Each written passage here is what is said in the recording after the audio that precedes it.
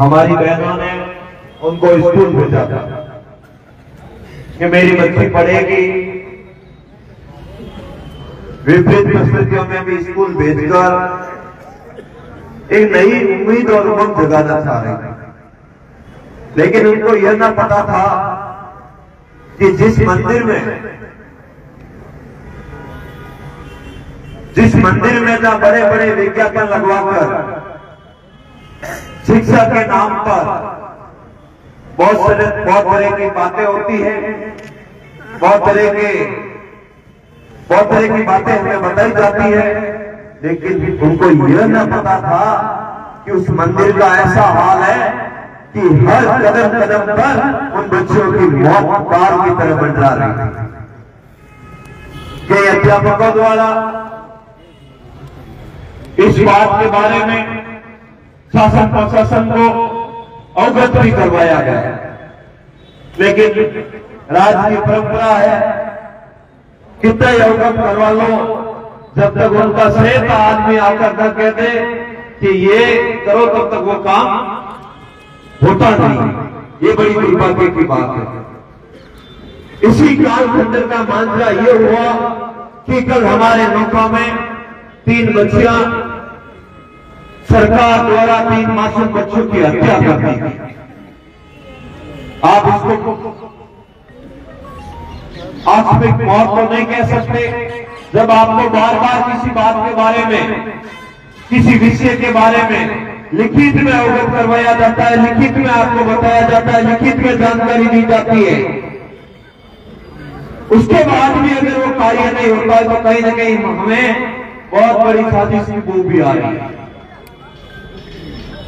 बात हो रही है कि उन लोगों को जिन्होंने एप्लीकेशन लिखी, जिन्होंने अवगत कराया, उनके ऊपर भी दबाव बनाया जा रहा है।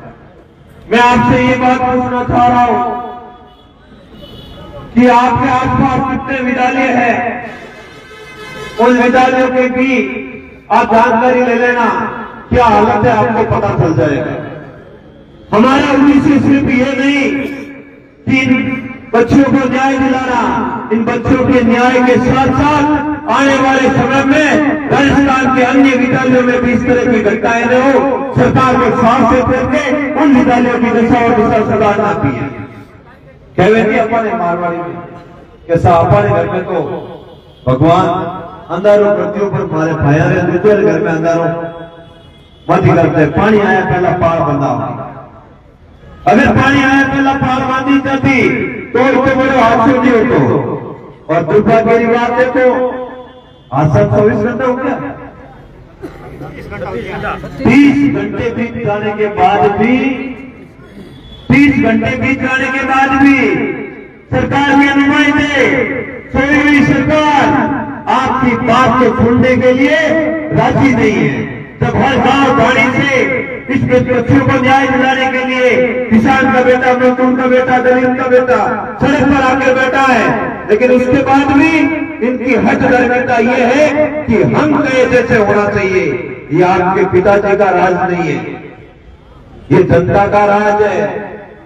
और जब जनता के मन में और जब जनता के साथ में, जब किसी सही आदमी के साथ में अन्याय होता है तो हमारी परंपरा है, हमारी एक तरह की धारणा है कि उसके साथ में 36 कौम के लोग खड़े होते हैं। ये हमारी अपनाएं है। मैं कहना चाह रहा हूं लोगों से जो सरकार के आगे पीछे घूमते हैं, लेकिन आज आपको कौन सा सांप सूंघ गया कि आप उनके खिलाफ बोलने के लिए आपकी हिम्मत नहीं हो रही है। किस बात का डर लग रहा है? बजट के नाम पर मैं ट्विटर देख रहा था, बहुत सारे लोग या बीकानेर के नेता धन्यवाद दे रहे हैं, फलाना ढीगरा पुतरा, लेकिन इस बच्ची को न्याय दिलाने के लिए, सड़क पर आने के लिए उनको कौन सी शर्म आ रही है?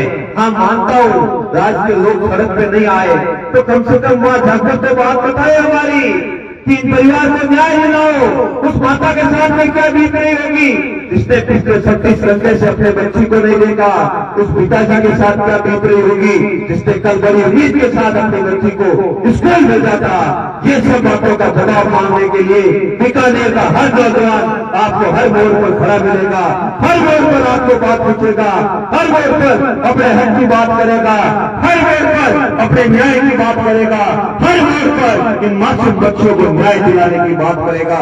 जब तक न्याय नहीं मिलेगा, हमारे मुखिया, हमारे नेता, किसान की आवाज हनुमान बेनीवाल हमारे साथ में खड़े हैं, एक योद्धा के रूप में, एक न्याय योद्धा के रूप में। और हनुमान बेनीवाल की विशेषता है, उसकी खूबी है, जब हनुमान अपने पांव रख देता है तो न्याय लेकर ही उठता है। ये हमें भरोसा है। इसी भरोसे के साथ सरहदी इलाके से आपका ये किसान का बेटा भी आपके बीच में ये न्याय की लड़ाई में साथ आके खड़ा हो गया। जब न्याय और हक की बात होती है तो बुलावे नहीं देने जाते हैं। क्रांति के योद्धा और अपने परिवार के सदस्य खुद ब खुद चल के आते हैं। ये बात हमारे अंदर है, ये हमारे बुजुर्गों ने सिखाई है। और भरोसा रखना, जब तक न्याय नहीं मिलता एक भी यहाँ से हिलेंगे नहीं, न्याय दिला के जाएंगे, चाहे 24, 36, 42, 48, 60 या महीना लग जाए, लेकिन हम इतने कमजोर थोड़ी है। कमजोर है क्या हम? कमजोर है क्या हम? कमजोर है क्या हम? न्याय लेकर रहेंगे ना? आप अगर न्याय लेकर रहेंगे ना, जब तक न्याय नहीं मिलता यहाँ से हटेंगे नहीं हटेंगे ना। ये हुई हमारी बात। आप इसी तरह मजबूती से खड़े रहो, डटे रहो।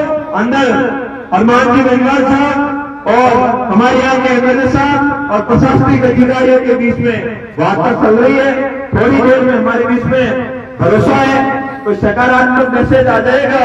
अगर सकारात्मक मैसेज नहीं आए तो भी हम कोई कमजोर है नहीं, लड़ेंगे जनता की शोर से, घबराने की कोई आवश्यकता नहीं है। जब जोधपुर में अनिता जाट का हत्याकांड हुआ था, उसमें हम लोग तो चुनाव में बिजी थे। डेढ़ महीना बीत जाने के बाद भी न्याय किसने दिलवाया? आधी रात को 3 बजे, रात के 3 बजे कमिश्नर साहब आए और न्याय की बात करके गए। तो भरोसा रखो, अंदर बैठे बात करने वाले आदमी मजबूत है और मारवाड़ी की कहे नहीं, धनी लोग हुए नहीं, घबरावनी आवश्यकता नहीं हुए। अपन हाथ उपाय जो मैंने रखा है मजबूत है, तो अपन ने घबरावनी कोई आवश्यकता नहीं है। और व्यवस्थित तरीकों, बड़े सभ्य तरीके से एकजुट होकर यहाँ डटे रहना है। किसान आंदोलन में किसान कितने 12 महीने में बैठे रहे, तब जब न्याय मिला। हमें तो 37-48 या 52 घंटे बैठना पड़ता है, इससे ज्यादा बैठने की आवश्यकता भी नहीं है। तो हमें न्याय जरूर मिलेगा। परिवारजनों से भी यही भरोसा दिलाते हैं और हम सब एक होकर इस लड़ाई को लड़ेंगे। राजस्थान सरकार होश में आओ, राजस्थान सरकार